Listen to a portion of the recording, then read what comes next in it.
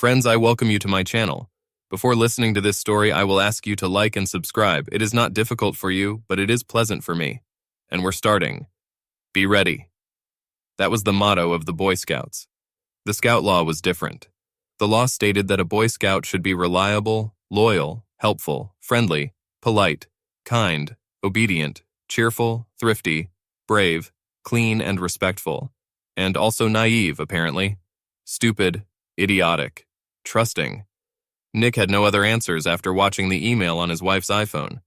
He usually didn't look at anything on her phone at all, and she knew that very well, so she didn't bother to use any additional protection. After all, he was a Boy Scout. He didn't invade anyone's privacy. But Nick's wife was leaving town in a few weeks, and Nick was trying to remember the name of her hotel. She had told him about it before, but he hadn't paid attention and wanted to avoid an argument about why he hadn't paid attention. Recently, these disputes have become a little more frequent. The trip was supposed to be their longest separation since their wedding 5 years ago, and Nick was thinking about doing something romantic, like sending flowers. After all, what could be better than to show the woman he loves how much he loves her, than to send her flowers when she was several thousand miles away from him, in the city of love, Paris? It was a city of love, okay, but he wasn't the one she was going to love there. No, it had to be Dwayne, who was also going on a trip. After entering his wife's phone password, their wedding date, Nick found himself reading one of the non-work-related emails his wife and Dwayne had exchanged over the past few weeks. They talked about walking along the Champs-Élysées at night, then taking a boat ride on the Seine in the moonlight, and then making wonderful love all night. Almost as surprising as the novel itself was the fact that Nick's wife Linda and her lover Dwayne exchanged messages using their work email accounts. She should have known better, just like Dwayne. Like Nick, Linda was a lawyer. Dwayne was a paralegal at Linda's firm. All three have conducted sufficient document analysis in major litigation, with huge teams of lawyers and paralegals reading each of the hundreds of thousands of emails created or considered for production as part of document discovery. There was always a story that one or two idiots had an affair, and the lawyers then tried to figure out if the affair had anything to do with the case, and if so, how to limit the damage. The truth is, the reason Nick didn't pay attention when Linda told him about the trip and the name of the hotel the team would be using was because something incomprehensible was going on. Nick didn't know what it was at the time, but his instinct made the hairs on the back of his neck stand on end. 5 years of working as a lawyer, listening to clients lie and listening to lawyers scrupulously avoid lying by not telling everything, have sharpened his listening skills. And something was wrong when Linda first told him about the trip. A very boring arbitration process that should have occupied them so much that they wouldn't even be able to enjoy the sights. She said it without looking at him at all, and too frivolous. She knew that Paris was one of Nick's favorite cities, and they always talked about going there together because Linda had never been there. So Nick thought her answer was strange, but he hadn't even imagined such a worst-case scenario. The line of the email he was looking at now was a stiletto stabbed right into his heart. "Why don't you just get rid of the Boy Scouts so we can spend more time together without worrying?" That's what Dwayne wrote last night. "I feel safe with him," Linda replied. "So why are you making love to me behind his back every chance you get?" "You're making me wet," Love's smiley face. Nick had no idea what he was going to do at the moment, other than forward all the correspondence to his address and print out the email exchange on a printer, just in case. Undoubtedly, as an experienced lawyer, his first instinct was to preserve the evidence. After printing out the emails and hiding them, Nick thought about it. He definitely knew what he wanted to do. In his opinion, he had two options. One of them was to punch his wife in the face until he completely broke her nose. The other was to grab her by the head, pretending to be ready to kiss her, but then smash her face into one of the trees in the woods behind the house. And then, when she recovers from the shock enough to start screaming and spitting out blood and a couple of teeth, hit her head against a tree again. Dwayne, on the other hand, would have received less mercy. Before he hurt anyone, he needed to think. This mindset made him a lawyer. He was paid to use his brain, not his muscles. And he had to think it over quickly, because Linda had gone out for a run and would be back soon. But before he could think, he needed to finish the mission and find a hotel. However, this would not be to send flowers. He didn't know what he would need this information for, but he just knew that he needed it, perhaps as a target, close to the Eiffel Tower. About a 5-minute walk from the International Chamber of Commerce, where Linda and Dwayne will be working on their arbitration case with the rest of the team, at least when the two lovers have some free time. After finding the hotel, he had to quickly perform a computer search on the divorce law in Virginia. He remembered something from the bar exam 5 years ago, but it was always useful to check. Adultery was grounds for divorce and could affect issues such as alimony and division of property. But the accusation of adultery also had its nuances. One of them was connivance, finding out about adultery and then voluntarily resuming the relationship and continuing to live together was her defense. So he needed to get out of the house, and quickly. And there should be no confrontation. Not yet. He fully intended to hit her with complete shock and awe without any unknowns added to the mix. He was going to dominate the battle space for the rest of this marriage, which meant he would have to lie. Incompatible with the law of the Boy Scouts, but it was a war. After all, it was Churchill who said, "In wartime, truth is so valuable that it must always be accompanied by a bodyguard of lies." Lying to Nick now would serve a higher purpose. In any case, none of them were under oath. He went up to the master bedroom and started packing. He finished quickly and put the suitcases by the front door. He had almost finished collecting the important documents he needed: bank and credit card statements, 401(k) and IRA statements, car documents, payrolls, mortgage, and Linda's last student loan balance when she returned from a run. He heard her in the kitchen when he got up from his basement office. He decided to look exhausted and out of sorts when he saw his wife. Her shoulder-length brown hair was pulled back in a ponytail. She looked good. It's a pity that she was a disgusting cheater. He already knew that love was dead. "You know what? I'm going to Paris," he said with a grim smile. The color drained from Linda's face. Her blue eyes paled. "What?" "Paris, Virginia." Her shocked expression quickly disappeared. "Sven just called," Nick continued. "We're testifying in an insurance case and we have to prepare a witness. Obviously, we've just lost a motion for coercion, the judge is furious, and the entire investigation schedule is in chaos. I'm going to be on the road for a few weeks, although I'll probably have the opportunity to stop by from time to time to see you." "Poor kid," Linda said with an appropriate expression of concern. "Maybe your firm is hiring. I'd rather go to your Paris," Nick said, and saw the worry reappear on her face. But then she grinned. "Send me a resume. Maybe you have the right seniority so that we can consider you." It was a joke. Linda's law firm ranked higher in the standings than Nick's company. Then, perhaps with some guilt, she made a move as if she was going to hug him, but Nick turned around and returned to his office before she could close the gap.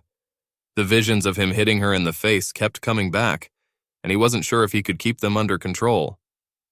Back upstairs, Linda asked what he wanted for dinner. "I can't stay for dinner. I'll grab something on the way. Sven is going crazy and wants me to hit the road immediately." He was talking as he bustled around the kitchen. Linda followed him to the door, looking a little worried.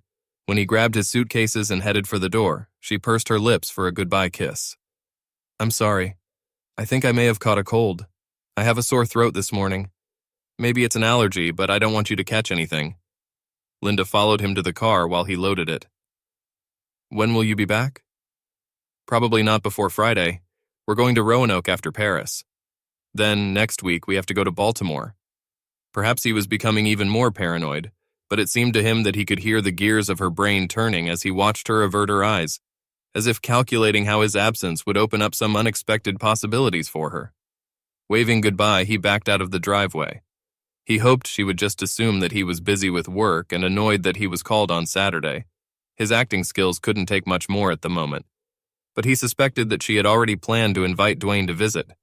Nick drove the car until he pulled up to a nearby mall with a coffee shop. Like most lawyers, he thought better of putting it on paper. Finishing his coffee, he began to make a list of things to do. He paused for a moment to realize that he had never thought about reconciliation. It wasn't even an option. There will only be retribution. The only question was the extent of retribution. The ringtone of his phone interrupted him. He didn't recognize the number. "Yes?" he replied impatiently. "Mr. Buford? I'm Sam Granger. I don't think we've met, but I'll get right to the point. I got your number from the internet. I'm in the business of buying old houses and demolishing them to build mansions. I know. Everyone hates what I do, but they don't hate me that much when I give them a check." Granger was talking so fast that Nick didn't have time to react. except to think that the house wasn't old. It was cozy, and what the fuck, he started talking about demolishing it, but then his rational mind took over. And? Well, I'd like to buy your house to demolish it. I would suggest building a mall, but I will never be able to guarantee the timing of new construction, especially with county permits and all that. I get all my profit from making such deals quickly, and I think I can give you a very good price if you and your wife are interested in selling. Nick had to fight to keep a Grinch-like smile from spreading across his face. Linda chose their house just before they got married. It was an old ranch, but it had a beautiful yard that adjoined directly to a patch of forest through which a stream flowed. It was close to the main thoroughfares, but secluded enough to be peaceful here. What absolutely convinced her was the tree house in the courtyard opposite the master bedroom window. She liked that it was a house ready for children. Nick just liked the price and the fact that he was only 20 minutes away from the main parking lot of the metro system. This and the 30-minute train ride to work made it quite convenient to move to the area. Mr. Granger, I will be away for the next few days, so I cannot guarantee access to the property. Call me Sam. I don't need to see it inside. As I said, it's a wreck, and I've already checked the house from the outside. Can you meet me Sunday morning, Sam? Of course. By the way, I will probably close the deal myself with my wife's power of attorney. She is very busy with work-related matters these days. No problem. I'll give you the form we use. Nick marked the address and began to see the outline of the plan. She felt safe with her Boy Scout, didn't she? That's because Linda didn't know that good old Lord Baden-Powell was using military intelligence as a model for what would become his boys' movement. Skills such as stealth, cunning, and self-confidence. In other words, ambushes. She'll never see what happens next until it's too late. But first, the exploration. To do this, he put his empty coffee cup on the table and went out to the car to have some privacy. He picked up his phone and dialed a number. Frank? What is it? He asked when the call was answered. I need a favor, and I need it now. Frank Barry was a private investigator. During his 5 years of corporate law work, Nick has also made it a rule to do unpaid work helping poor people with their legal problems. This corresponded to his ideas about the life of a decent person. And besides, he got real experience in court for this, which his usual job usually did not provide. One of his law school classmates recommended Frank to help in an unpleasant divorce case involving a stepfather who abused his stepdaughter. Frank's evidence let the guy go when the sluggish police response did not help, and this evidence led to a quick divorce. Frank listened as Nick explained what he had learned. And you think your wife is going to put him in your bed tonight? Is she really that brazen? She became very arrogant. She was one of the top students in her law school class. He thinks he can't be wrong. I'll do it myself. I owe you one. This Rivera divorce case has brought me all kinds of good publicity. The phone rings constantly. I appreciate it, Frank, Nick said. By the way, there's a treehouse in the backyard that you might want to use. Its windows look directly into the master bedroom, and she likes to do business with the curtains open. It used to piss me off, but whatever started her engine was accepted, you know? You can get there by crossing the forest and jumping over the stream after dark. No fences and no dogs around. There's a service road on the other side where you can park. Thanks. If you don't mind, I'm going to hide the camera outside, pointing it at the front of the house to keep track of who comes and goes and when. Great. And you're using Harry for a divorce, right? I'm guessing you want a divorce? Yes and yes. Good. I know how much he likes it when sworn testimony is given and how the report is compiled. If you're right, we'll find out about it pretty soon. Then Nick called Harry. Is this about the law school reunion, Nick?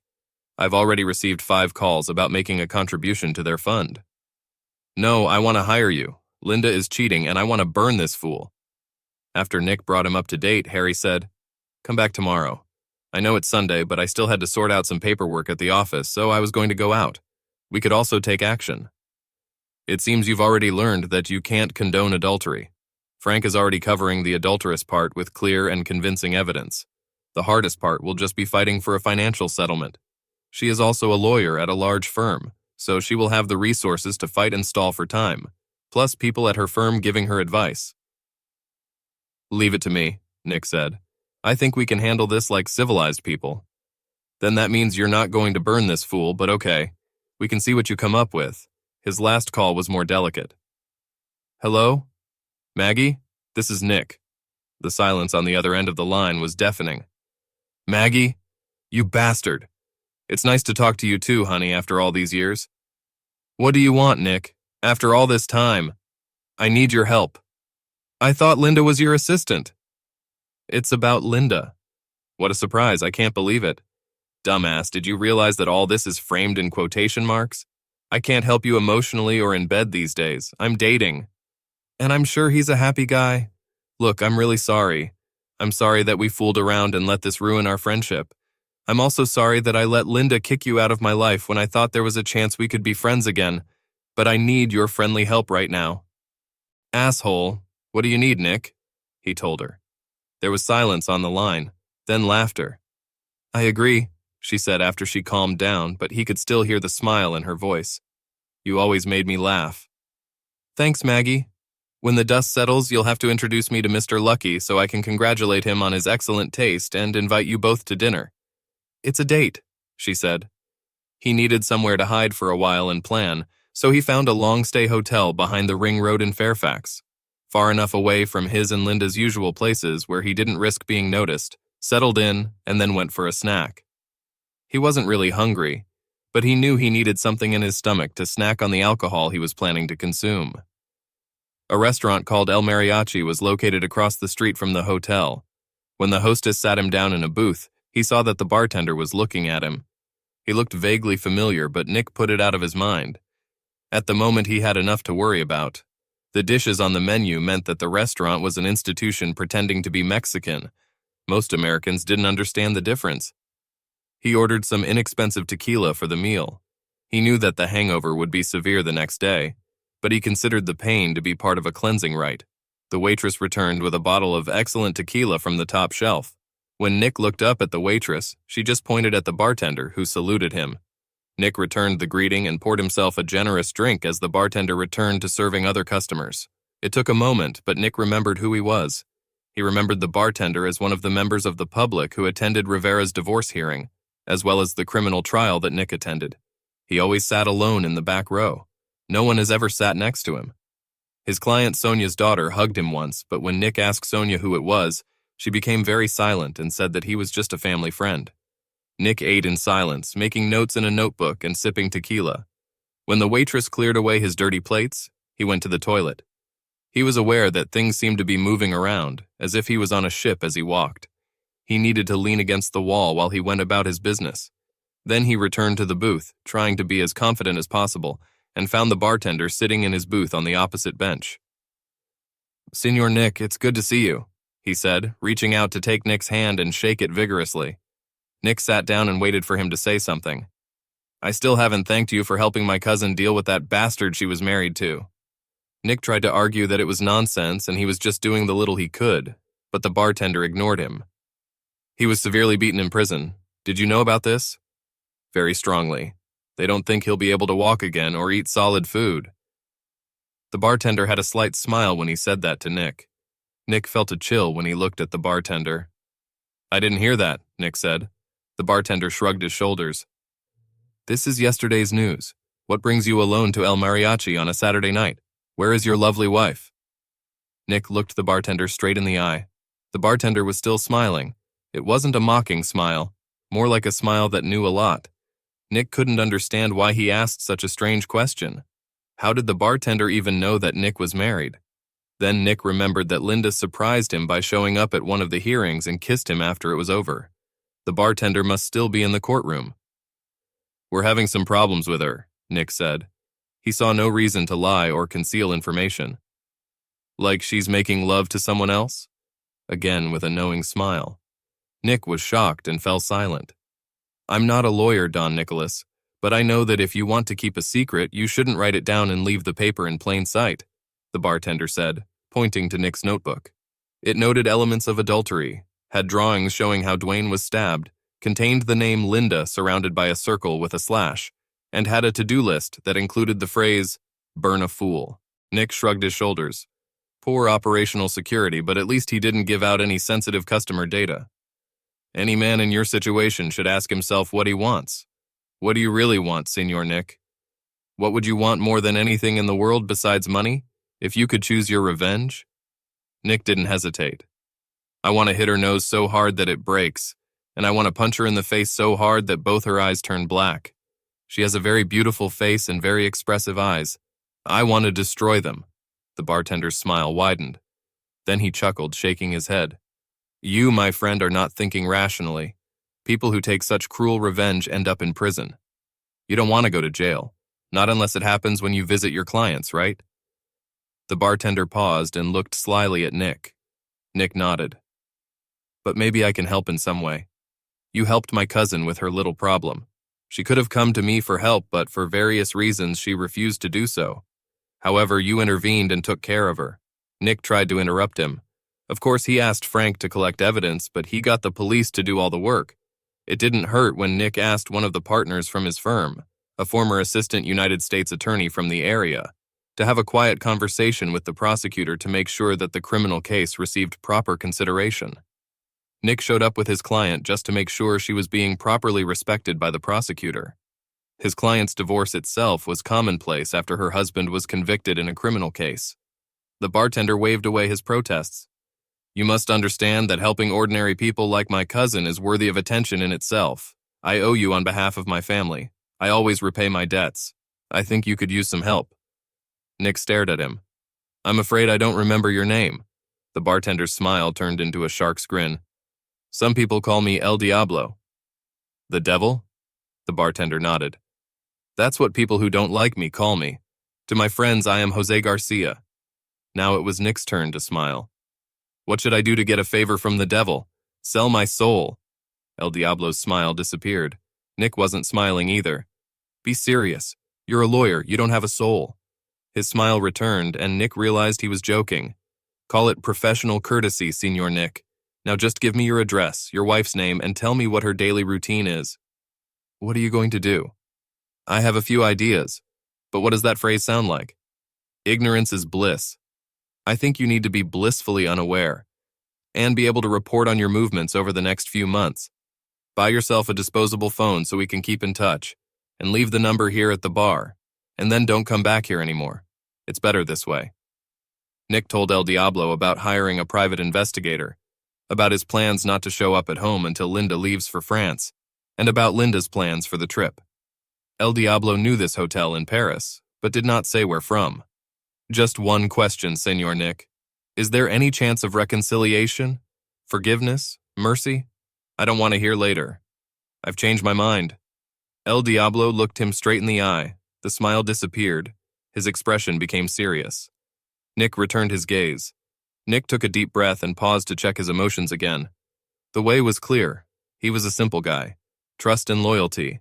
These were his most important values. They left his marriage. Linda had flipped a switch in his brain, and love had now been replaced by hate. Over time, on reflection, he just won't care. That time was not now. Not a single one. El Diablo relaxed. "Good. Don't worry about anything." The waitress brought the bill. El Diablo sent her away, but allowed Nick to give her a generous tip. He also let Nick take a bottle of tequila with him, but warned him to slow down. He needed a clean mind for battle. Somehow, Nick woke up Sunday morning at a reasonable time without much of a hangover. He got to Harry's law office at 10 a.m. and already found Frank there.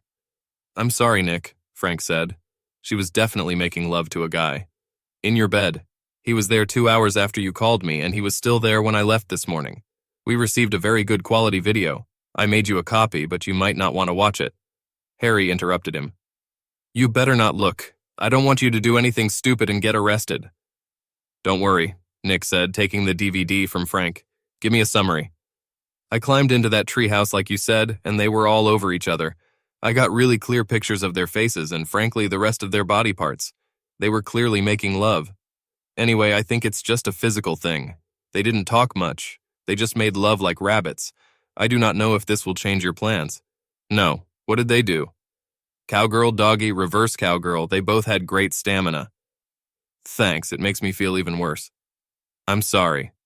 Anyway, I personally know Linda from that party you had last year, so I can identify her.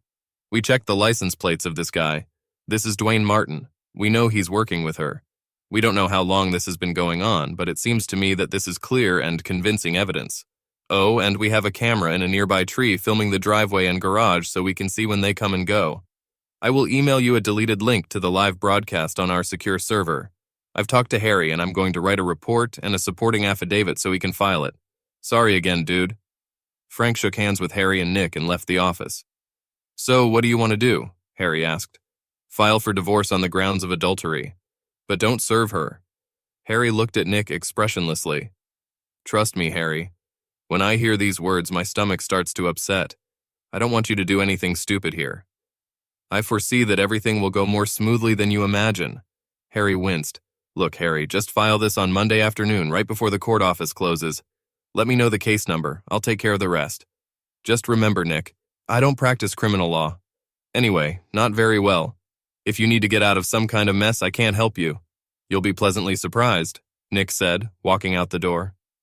Nick's next stop was a meeting with Sam Granger. It was a very productive meeting where Nick learned that they could sell a house for more than $100,000 more than a mortgage, all without real estate agent fees. Linda would be thrilled if she only knew. Nick promised to return with the proper paperwork as soon as possible to close the deal. As Nick left Sam's office, he looked at his phone. No messages or calls. She must still be making love to Dwayne. Nick took the opportunity to call his boss Sven and tell him that he urgently needed 2 weeks off, otherwise he was quitting. Sven immediately panicked because Nick was the only one who knew what was going on with the current affairs and agreed. Fortunately, in Sven's case, they had a temporary lull in business, so he could give Nick some slack.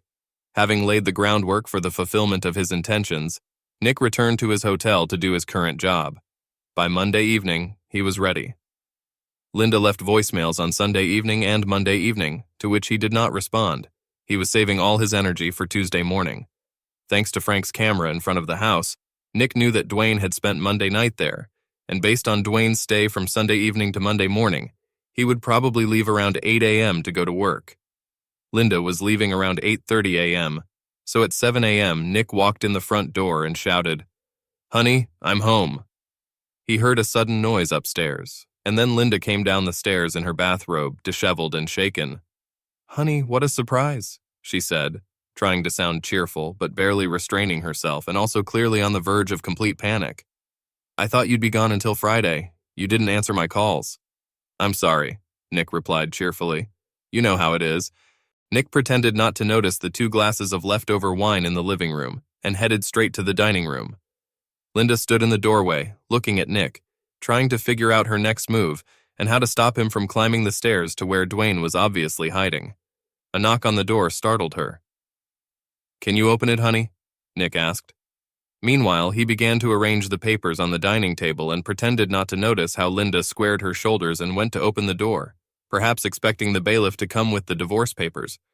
Instead, it was Maggie who came in as soon as Linda opened the door, just saying, "Hello." Linda watched curiously as Maggie sat down at the dining table and opened her suitcase. "I'm sorry, honey," Nick said, "but I do not know when I will go on the air again, and you know that I cannot think of you going on a trip abroad without renewing the powers of attorney. You know, just in case something goes wrong and we need to deal with some financial or medical emergencies.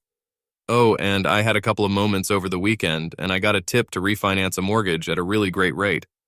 Since we're both going to travel, I thought this was the only time we'd be able to do it. Sorry for the urgency." He tried to look apologetic. "Who is this?" Linda asked, pointing at Maggie when the artery in her temple stopped throbbing violently. "I'm Maggie." "Maggie's a notary," Nick explained. Linda visibly relaxed. She still had a lover hidden upstairs, but events hadn't completely gotten out of control yet. "You, my Boy Scout? I'm always ready," she said with a grin, sitting down, although her eyes were still alert. "It's just who I am, honey." He handed Linda a pen and began to arrange the papers in front of her. "The arrow flags tell you where to sign. Take the time to read the documents if you want." "I trust you," Linda said with a big smile, quickly signing all the papers in front of her. He prayed to God that she would do it, because otherwise he was screwed. But, as they say, the one who dares wins. When Linda signed each document, Nick spread them out and handed them to Maggie, who laid them out in a row and notarized them. "Mrs. Buford, do you have a photo ID?" Maggie asked. Linda got up from the table to go get her purse. Maggie and Nick exchanged glances, but both had to quickly look down at the table to keep from laughing. Linda put her driver's license on the table. Maggie took pictures of them on her phone and noted the details in her notary journal. Linda offered coffee, but both Nick and Maggie declined when Maggie finished marking down the documents she had certified in her book. while Nick put everything in different folders. Linda's eyes kept looking up, waiting for Nick to try to go there, calculating her next move. Maggie left, putting away all her things and giving Nick a smile when Linda wasn't looking. Nick then gave Linda a break, saying that he needed to hold a teleconference, and he would go down to his office in the basement for that. Linda's shoulders relaxed because now she would have time to put Dwayne out the door and remove any traces of his presence before Nick reappeared from his man cave. Nick came downstairs to give her the illusion that she was still fooling him. He pretended not to hear heavy footsteps on the stairs as Dwayne ran away, or the sound of the garage door opening so Dwayne's car could pull out. But when he heard the sound of the shower running in the main bathroom, Nick packed up everything he had, left through the basement door, and drove off in his car without saying a word to his loving wife. 2 hours later, after a hearty breakfast at the diner, Nick was in Harry's office. Harry looked shocked. "So, are you telling me that you forced your wife to sign a CC 1406 form confirming the filing for divorce and waiving all future services for the process and notification of any future proceedings?" "Yes. The duly certified form is right here." And so it was. "You also tell me that you forced your wife, an experienced lawyer, to sign an agreement on the settlement of a property dispute, in which she transfers to you all the proceeds from any sale of your house and property in it, cars and any jewelry that she owns, leaves you complete freedom of action to dispose of her personal belongings, and does it allow you both to get away with the retirement accounts that each of you owns? Without any alimony from you to her, she earns more than me anyway." According to these documents, she expressed her willingness to give up the marriage, having only about $125,000 of her pension contributions, plus about $200,000 of her student loan debt to law schools, right? She always had a very generous nature. Harry narrowed his eyes at Nick and returned to the papers on his desk. "And you also made her sign an affidavit in which she confesses to adultery, and even admits that her lover was upstairs in the marital bedroom at the time of signing the affidavit, and was there all night after sleeping with her the night before? Are you even telling me that her affidavit confirms the authenticity and accuracy of that line of email in which she talks about staying with her lover because he makes her wet? Is that what you want to tell me?" "Lawyer," said Nick. There was no emotion on his face as far as he could restrain himself. "Don't insult me, please. The documents speak for themselves." Harry looked at the documents, looked up at Nick, began to smile, suppressed a smile, and then turned around in his chair. "To hell with that. I will accept this file. You are a respected member of the Bar Association and a friend from law school. How was I supposed to know that you did all this shit? It seemed good to me, Your Honor. I am deeply embarrassed. I was completely taken aback that my client had betrayed my trust. If anyone should be disbarred, it's Nicholas A. Buford, ESQ, Your Honor. See what I'm getting at, Nick?" "Yeah." "If necessary, will this notary certify that Linda signed all this?" "Yes, she will do that." "Will she testify that Linda has carefully studied the documents?" "I would not like to try to preempt or influence anyone's testimony. But as you say, Linda is an experienced lawyer specializing in litigation, so I am sure that she gave the documents the attention that she thought they deserved. I'm sure the notary will say that she saw Linda Buford looking through the documents and signing each of them. I cannot otherwise express an opinion about her state of mind regarding the understanding of the contents of each document." "All right then," Harry said. "I'll write it all down today, plus Frank's affidavit and a report that includes photos and a DVD. I'll see if I can get this out of the electronic file for a while. We don't want this to still be in the news, do we?" "No," Nick said. "Linda is going on a trip to Paris in a little more than 2 weeks. The longer it stays hidden, the better. Do you know anyone in the district court?" "Do you remember Seth?" Harry asked. "A student a year after us? He was having trouble finding a job at a law firm, so now he's working as a clerk at the district court, trying to get his resume in order. He could speed up the process. But if the judge wants to get live testimony, all of this could collapse under its own weight. Linda will have to decide that she doesn't want to fight this for some reason if she realizes what's going on. If things go badly at this stage, I'll probably have to resign my position as your lawyer." "Fair enough. Someday you'll be able to tell me the whole story, but I don't want to hear it now." For the next 2 weeks, Nick managed to keep Linda at arm's length. He sent her text messages at odd hours, telling her how busy he was, but otherwise answered her calls. As the days passed, she called less and less often. "You scared the hell out of her," Frank told him at the end of the week. According to our video, Dwayne hasn't entered the house once since you showed up and surprised them on Tuesday morning. I can't tell if they meet at his house during the week or make love to each other in the office, but they don't do it at home. I'll tell you if anything changes." The only thing that changed was that Nick quietly returned to the house when he found out that Linda had left and received the financial documents that he thought he might need. He also signed a contract for the sale of the house with Sam Granger. The sale was supposed to close in Linda's first week in France. In the evenings, Nick went to the gym, read at his leisure, and wondered how he got to the point where he turned 30 with such a messy life. He told Sven that he needed to rest for a few more weeks, to which Sven reluctantly agreed. "She's making love to him in the house again," Frank said on Saturday, a week before Linda was supposed to leave for Paris. "Thanks for the warning," Nick replied. He didn't really care, but he knew he'd rather burn the sheets than sell them when he abandoned the house. By this time, Nick had already watched the video that Frank had given him for the first time. He could see the attraction. Dwayne was a couple of years younger, and Frank's investigation revealed that the guy was a regular at the gym, always warming up in front of the mirror before weight training. Otherwise, he was unremarkable. By comparison, Nick was in decent shape, but of course, he didn't have a washboard-like stomach. Obviously, Linda was looking for an ideal. Nick could have done without such superficiality. Before Nick could come to his senses, Linda set off on her long-awaited trip to Paris. One of Frank's men followed her to the airport and waited until the plane took off for Europe. After receiving the news, Nick went inside, put all of Linda's clothes in a pile in the living room, and packed everything he wanted to keep.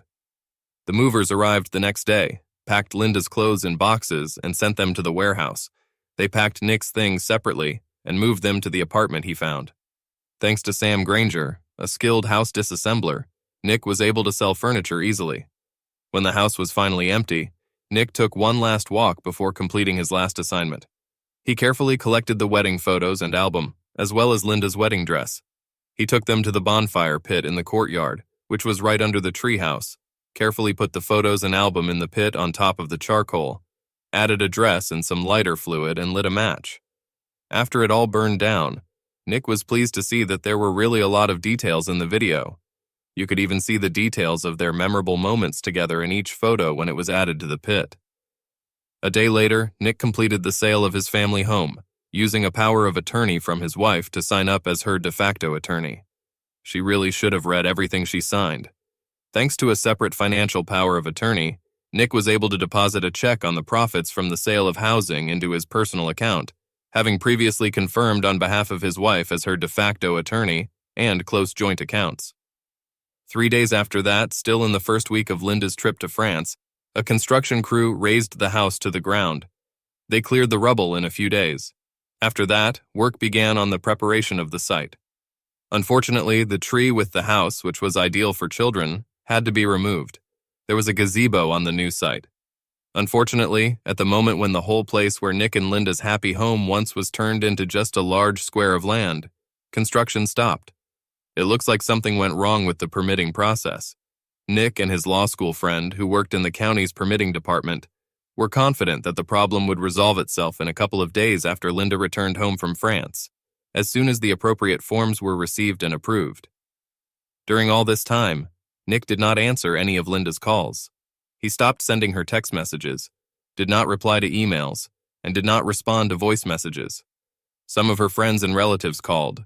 Nick sent a brief message in response that he was busy and traveling, mainly so that they wouldn't try to drive past the house and see him.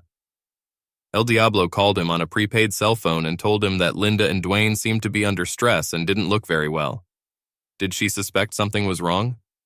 Nick asked how he knew that. El Diablo only said that he has friends everywhere, even in Europe. He actually asked Nick if he was interested in getting Linda's wedding and engagement rings back. When Nick said no, El Diablo asked if he would mind if someone else bought them. Damn it, no. Good. Maybe I know someone who would like them. On Wednesday, 2 days before Linda was due to return from Paris, Nick was in Harry's office. I do not know how the hell it happened, but here is the divorce decree. It's a lot faster than usual for this kind of thing, and Seth is silent. I don't want to know, and I'm not asking. Count your lucky stars and congratulate yourself on being single again. Here's a copy that I'm going to send to your ex-wife. I'm sure she'll be thrilled. When Nick got to his car outside Harry's office, his phone rang. He didn't recognize the number, but when he answered, he recognized El Diablo's voice. "Nick, you should take a vacation, right now. Go to a place where there are a lot of people who know you and can tell that you were there." El Diablo hung up the phone. Nick realized that it had been a long time since he had seen his college friends who lived in New York. Fortunately, his schedule was free for the next few days. So on the same day, he went on a trip, visited several exhibitions, visited several museums, and went with various combinations of friends for lunches, coffees, and dinners, most of which he paid with a credit card. He also tipped generously at his hotel so that all the staff would know who he was. While there, he sent by express mail a copy of the DVD, which shows him burning her wedding dress and wedding album to Linda's parents' house. Late Sunday evening, after enjoying coffee and cakes in Little Italy in Manhattan, Nick's phone rang. It was his father-in-law. "Nick, where are you? Linda is going crazy. She's in the hospital." "Yes? What's wrong with her? It was getting interesting." She returned from her trip on Friday, but she and her colleague were apparently abducted from the airport. They were both drugged with illegal substances, and they were only released this morning. A colleague was beaten almost to death. And Linda? Here, her father's voice faltered. Once upon a time, Nick would have been sympathetic. What happened to Linda? She woke up and found herself covered in tattoos from head to toe. Tattoos with terrible inscriptions. And as soon as she woke up and saw it, some guy in a mask came in and hit her on the nose, breaking it, and then with 2 more blows gave her 2 black eyes. Impressive, Nick thought. In fact, it was the cherry on the ice cream. He would be happy if Linda realized that he had betrayed her, just as she had betrayed him in marriage. It would be worth an immortal soul if he had one. We remember that lawyers don't even have a soul. "I'm sorry to hear that. I'm out of town at the moment. What would you like me to do?" Nick could tell there was surprise on the other end of the line. "You're her husband. She's your wife." "Sorry, not anymore. We got divorced. The court order was issued last week. She's cheating on me with the guy she's traveling with." "What? What did you hear?"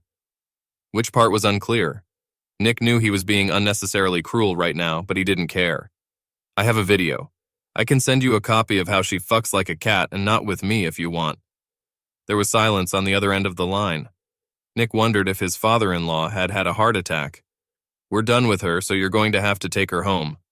"She's not my problem anymore." "You did it!" his father-in-law shouted. "Me? I've been in New York since Wednesday celebrating the divorce. Look, I know you're upset and I hope Linda gets better soon, but I don't think we have anything else to say to each other." He hung up the phone. At that moment, it occurred to Nick that the stress of city life had become too much lately. He sent an email to Sven saying that after all, Sven and the firm could go to hell with all due respect. A quick internet search revealed that there was a REI store in Soho, so Nick equipped himself with brand new hiking and camping gear. Linda had never liked hiking, so this was a chance to reconnect with his intelligence background. The hotel was very kind to leave his luggage for a while for a reasonable fee, and before he knew it, he was on his way to the Adirondack Mountains to commune with nature until everything calmed down. Fortunately, he had his passport with him in case he had time to travel to Canada, and it turns out he did it. For most of the next 8 weeks, he turned off his phone. At first, it seemed like some crazy woman had stolen his ex-wife's phone, because there were dozens, if not hundreds, of messages he didn't count, which seemed to include frantic screams and crying. He only listened to 1 or 2 before deleting the rest, and a bunch of crazy emails. Her account must have been hacked. How was he supposed to find the time to read all this? He hoped that whoever this crazy woman was, she had received the help she so desperately needed. So, 8 weeks later, Nick met Frank for a drink. Harry was there too. "Just to be clear," Harry said as they sat down, "I ended our lawyer-client relationship right after I gave you the divorce decree. I notified you by registered mail. Maybe you haven't checked your email yet." "Not yet," Nick admitted. "A serious shitstorm, my friend," Harry said. "Frank, what would you say?" "More like a shitty typhoon." "I like it. There's shit everywhere anyway. A lot of destruction." Harry finished his bourbon and immediately asked for more. "You start, Frank." So, on Monday morning, the former Mrs. Buford arrived at her old house with her parents. We never bothered to remove the external camera. When she saw the wasteland, she had a complete collapse. She fell to her knees, sobbing and assuming the fetal position. She ends up kicking and screaming like a toddler at the mall in the late afternoon. Then a work crew arrives with equipment and she goes crazy again. She loses her temper for the third time when the builders see what is tattooed on her face and start laughing. I must say, the work is so good that the text is very clearly visible on camera. Face, neck, hands. And this despite the fact that she has raccoon eyes from beatings, plus a patch on her broken nose. Harry picked up the story. That afternoon, she and a couple of lawyers from her large firm showed up at my modest office in a threatening mood. They didn't have an appointment, so I made them wait 25 minutes. I made sure my Glock was loaded and in my desk. Thank God we're in Virginia, you know? 25 minutes later, they are all shouting at me, talking about urgent petitions, complaints to the Bar Association, and contempt proceedings. I have to admit that it was hard for me not to look at the tattoos all over her face. It was done very clearly in red and blue ink so that they could be seen from a distance. When I was able to refocus, I asked, "What exactly is the problem? Which statement in any of the statements was false?" They all stopped and looked at each other. So I asked if there was a dispute that your ex-wife committed adultery. They all said yes. So I turned on a video that I had prepared while they were waiting, where good old Linda is clearly bouncing up and down on the penis of someone who is not her husband in the marital bed. Obviously, they haven't looked at everything in the case file yet. Then they all just looked confused. Then Linda starts screaming that you didn't even give her a chance to explain herself. And I said, you don't care what the reason is, you just did it.